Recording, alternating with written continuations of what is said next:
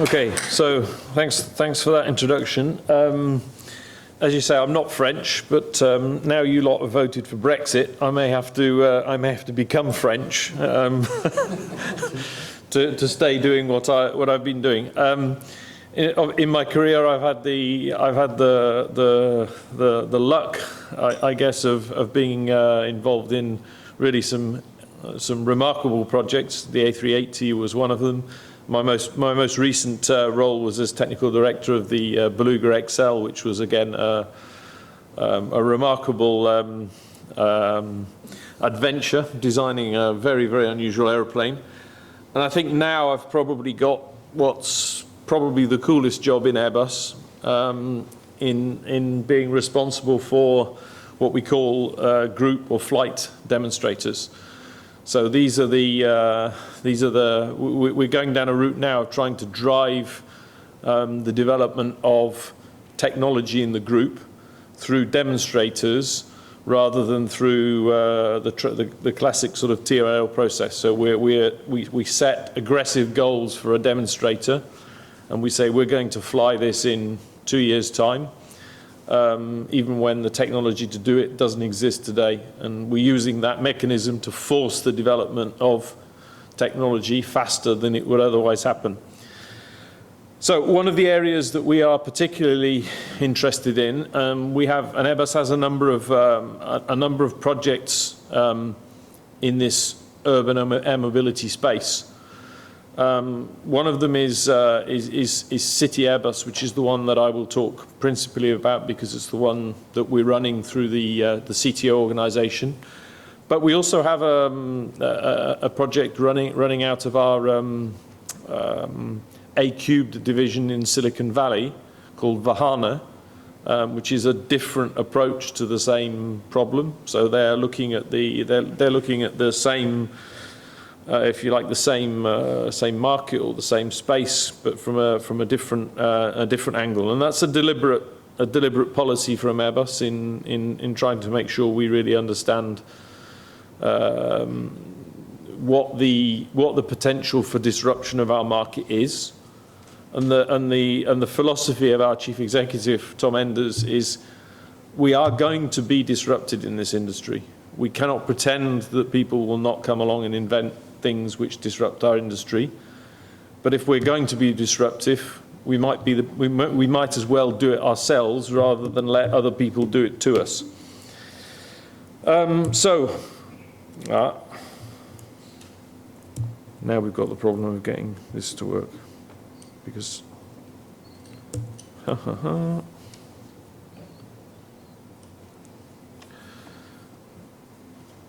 try that. Does that work? Okay, I can do it that way. Okay, so where does this all come from? Urbanization. Urbanization is a growing trend. More and more people are living in cities. More and more people are living in mega cities. There are a significant increase in the proportion of the population that live in mega cities, and the number of mega cities that exist in the world is growing quite dramatically. So large and mega cities are growing, to enormous numbers. We've all experienced the frustration of living in a mega city. So London is obviously one of them. I experienced the frustration of getting here from Heathrow, even though I came in the middle of the afternoon. When you try and come at rush hour, it's obviously much worse. And this trend is driving the desire for people to find new ways of moving around, new mobility means. Air mobility or urban air mobility, I think, has been a dream of the human being for probably the last 60 years. Flying cars have been around, or ideas for flying cars have been around for a very long time. They appear both in the past and in the in the future in films, you know, Star Wars and so on. So we all know what we all dream of getting around our cities in a different way. We all dream of doing it in the air and flying over everybody else, all the other poor guys who are stuck in traffic jams. So one of the things that is urban air mobility is something which is starting now to be potentially feasible, or a real possibility, because of development of technology. It's not just about the vehicle. You see I see a new urban air mobility vehicle announced in the press now just about every day. Some of them scare the hell out of me. Some of them hopefully the ones we're working on are a bit better thought out. One of the technologies that is really driving the feasibility of urban air mobility is electrification. So Airbus was something of a leader in electrification. We started out some years ago now with electric-powered aircraft. With the very first one we did was the Cree, and then we did the EFAN series of aircraft. In the recent past, we've been somewhat overtaken by our competitors or our peers, but we certainly intend to retake the lead and demonstrate what can be achieved with electrification. And by electrification, I mean the whole chain: batteries, electric motors, inverters, the ability to build a fully electric vehicle. And this is what you see here. This is the project that I'll do most of the talking about. It's a project we call City Airbus. So it's intended to be an air taxi, which allows us to pass over the traffic jams and leave those for the others. But urban air mobility is also for us not just about the vehicle. It's also about the value chain. We see our involvement in urban air mobility as being more than just a manufacturer of vehicles or of helicopters or of aircraft. We're seeing this trend even in the large commercial aircraft business, where we're starting now to supply customers with aircraft on power-by-the-hour type basis, where we look after all the maintenance and operation of the aeroplane, and all they do is basically kick the tires and fill it with fuel and fly it. So what we're trying to do is really look into and understand the market. What does the market want? What do people want out of urban air mobility? Where is the value? Is the value in building the vehicle, or is the value in being the Uber of urban air mobility? Because if it's in the operation of the system or in the operation of the vehicles, we want to be part of that element of the business model. Urban air mobility, as I think you've talked about today, requires a whole host of other things to happen as well. Air traffic management is one of them. Initially that won't be the blocker to adoption of early adopters, but it will very quickly become a bottleneck. Infrastructure is also going to be very important. There are some cities in the world that have very, very good infrastructure for vertical takeoff and landing vehicles. There are some cities that have almost none. So it's very much a public or a planning policy decision. And we are seeing cities that are interested in developing this for the future, looking at how they can develop their infrastructure over the next 5 or 10 years to make sure they're ready for urban air mobility when it comes. So, as I said, the growth of urban air mobility into a mass market solution. So not just something for the ultra rich, but something which all of us or most of us can use on an occasional basis. This is going to be driven by two things. Firstly, it's going to be driven by the technological developments that I've talked about a little bit, and we'll talk about a little bit more, but also about the development of the economics of making this happen in large cities. Airbus, through our Silicon Valley offshoot, is running as we speak a project which we call Project VOOM, and we ran a predecessor to this project which was called Ponton, which was run during the Olympics in South America, and the intent was to test the willingness to pay for people in terms of saving time. And what we saw was that there is a high willingness to pay. The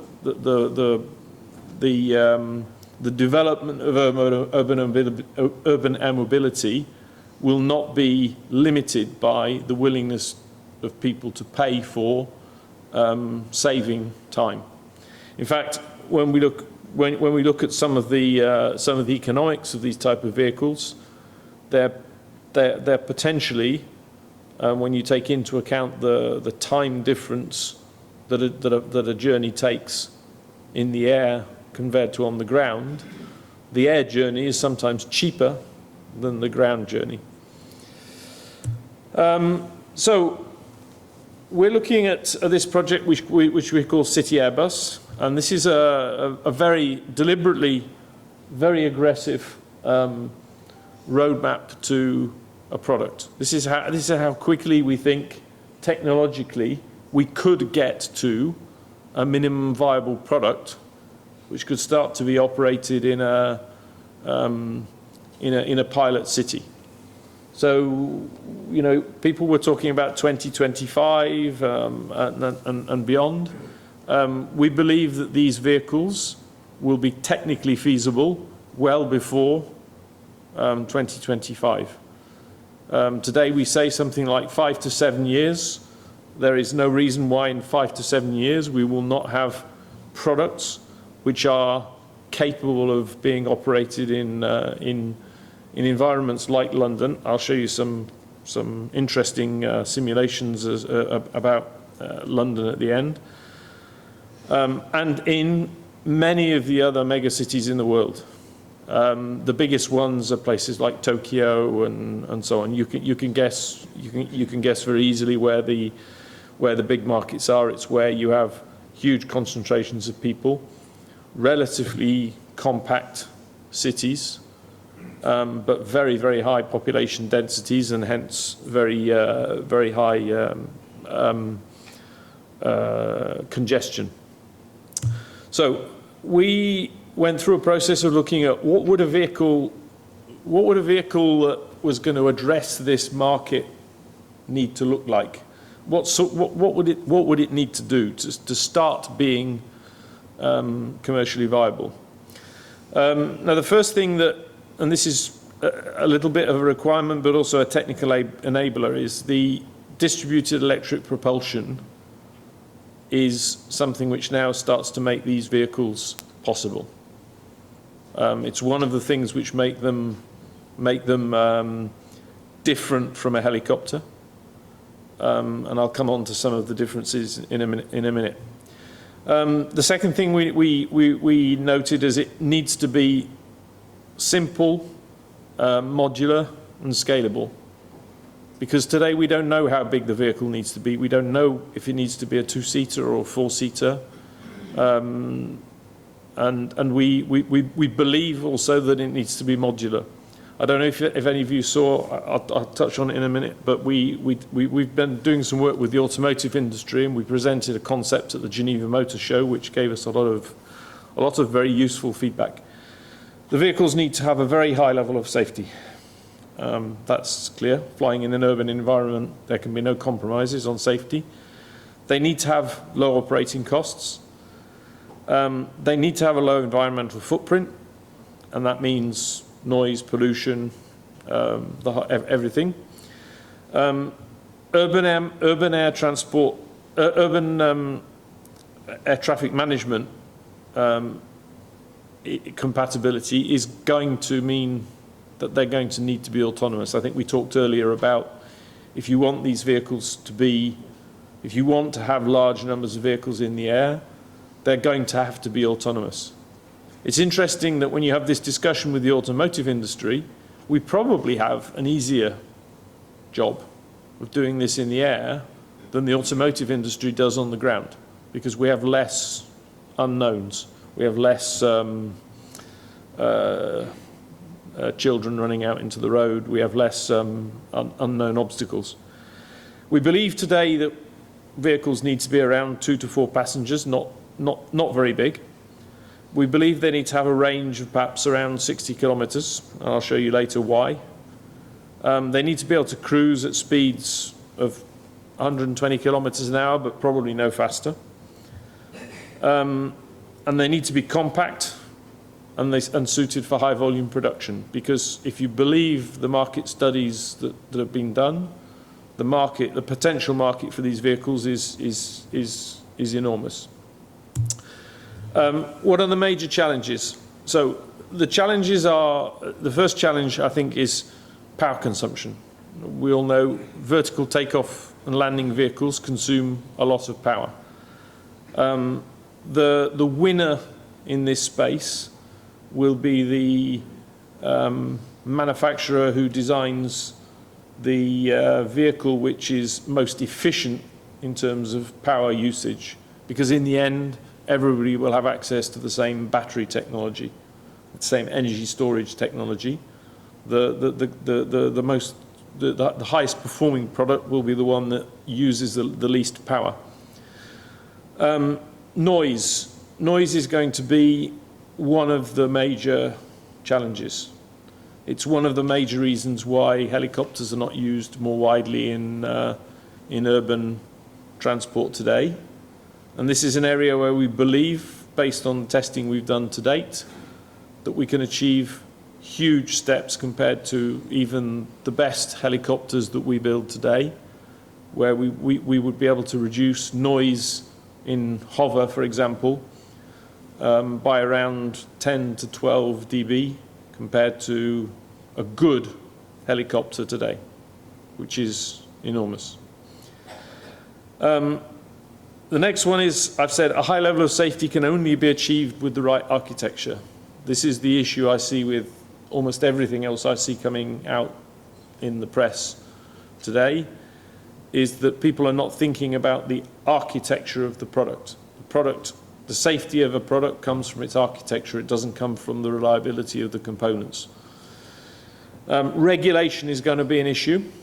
We have already been discussing for many years, for a number of years now, with the EASA, the certification of electric propulsion units, for which there are no regulations today through our EFAN program, and we intend to continue to do that through the city Airbus. We believe direct operating costs of these vehicles need to be 25% of that of a twin-engine helicopter today for the market price to be viable. So that's a big challenge, but the electric architecture gives you those opportunities. One of the difficulties perhaps that people haven't realized either is we will need to have a vehicle which maintains a more or less horizontal cabin during cruise flight. I don't know if you've seen most of these drones, but if you take a racing drone, and put a person in it, they're going to be pretty ill and pretty scared pretty quickly. So we have a number of very interesting ideas that are being patented, which allow that objective to be achieved. And the last one is air traffic management requires autonomy, and the air traffic regulation, I think, is probably going to be what paces when these vehicles actually start to happen. So our City Airbus demonstrator, we set ourselves the task, or we set the team a task of flying a demonstrator of a multi-copter vehicle with capability of lifting 4 passengers, roughly a 2-ton vehicle. And the objective is to fly this vehicle within 2 years. So they started beginning of this year, and we will fly the first demonstrator of this City Airbus vehicle before the end of next year. And that's driving technology, electrical technology particularly, which does not exist today. It's driving it much faster, the development of it much faster than would otherwise happen, which was the real aim of this demonstrator philosophy, which we're applying to a number of other areas at the same time. The demonstrator approach is to build something which is designed to retire risks. It's designed to retire some of the critical risks or the major risks that we see with this type of vehicle today, prove the feasibility of the concept. So we will fly an unmanned demonstrator in 2018, and then we'll fly a manned version of the demonstrator in 2019. But it's interesting, the debate we have with the test pilot when we ask him what he has to do when he's on board. And the answer is, well, not really very much, to be honest. Because in the end, these vehicles will be autonomous. The only means of controlling this vehicle is the speed of 8 individual electric motors. We're using fixed pitch propellers, and all you're controlling is the individual speed of 8 motors. So the pilot himself, we're not going to give him 8 potentiometers and ask him to try and fly the vehicle. Obviously, that will end in tears. In the end, the manned flight is really just about demonstrating that doing the V&V to demonstrate the safety of the vehicle and the architecture. So what does it look like when it's sort of stripped down? This is a sort of schematic of what we're actually building. With all the major components are shown.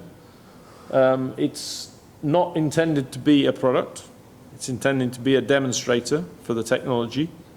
We're trying to drive and demonstrate the feasibility of the motor technology, the motor and power electronic cooling, the batteries, the battery and the battery cooling.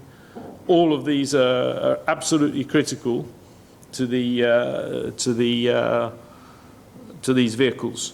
And the bigger you make the vehicle, the more difficult the problem becomes.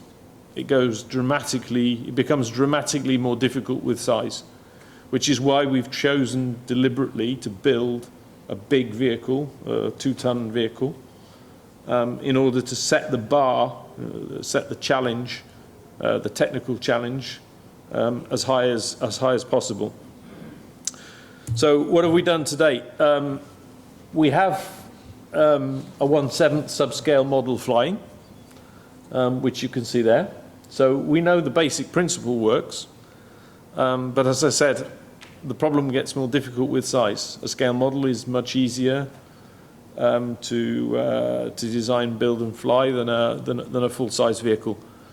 We are at this very moment testing full-scale quarter arms on a world tower to prove the efficiency of the propulsion system. So we're already testing a quarter of the vehicle, if you like, at full scale, and that will carry on through to around the middle of this year. Just to illustrate the aggressiveness of the program, as I said, it was launched at the beginning of this year. I was at the PDR. We held the PDR for the vehicle yesterday in Munich, which was why I only came here today. The propulsion unit testing is being done as we speak, and by the end of this year, we will have a full-scale Iron Bird up and running in our electric aircraft systems test facility in partnership with Siemens in Ottobrunn. And then by the end of 2018, we'll have flown the vehicle. So that's that just gives you some idea of the of what we're actually building as a demonstrator to prove the technology. But then I think it's also interesting to look at where is this going to go in the future. As I mentioned, we cooperated with Ital Design, who are an Italian automotive company, small, agile Italian automotive company, and we presented at the Geneva Motor Show a modular concept car or concept vehicle to try and solicit feedback from potential consumers. So this was what we presented. It was called the Pop-Up. Probably most people have seen it. It generated the most press coverage of any Airbus subject in the last 5 years, even though it was not an aeroplane. It was shown at a car show, and it was built in 3 months. So the idea was to present something which comprised of 3 modules: a passenger capsule, a flight module, and a ground module that can turn the passenger capsule either into an urban air mobility vehicle or an urban ground mobility vehicle, so a self-driving car. And I think this really captured the imagination of the public, or of people, because what people want is they want to have a seamless end-to-end journey. When they go from their home to the airport or their home to wherever they're going, they don't want to have to get in and out of different vehicles on the way to where they're going. They don't want to have to take a vehicle that lands on top of a high building and then get out of the vehicle, get into a lift, go down to the ground and call an Uber to get them to the restaurant that they're going to, which is 2 miles down the street. They want to land on top of the building, be transported down to the ground floor in a vehicle lift, and then be taken to the restaurant they're going to in a self-driving car. We looked at we're also now being solicited by other forms of transport as well, people like Hyperloop and even aircraft, and saying, could you integrate this passenger capsule idea into other forms of transport? Could we put the capsules into trains? Could we put them into Hyperloops? Could we put them into various other forms of transport to meet the longer distance transport need, which won't be achieved by a flying platform, or at least not in the near future with the technology that exists today. Just to sort of whet your appetite, if you look at London as an example, that's a simulation that was done in London with just 10, let's say, heliports that are no more than 5 kilometres apart. So the left-hand extreme is London Heathrow. The right-hand extreme is London City Airport, and Gatwick is slightly further away from Heathrow than London City, but only 3 or 4 kilometres. So this type of vehicle potentially within 5 to 7 years would be capable of operating over that type of network.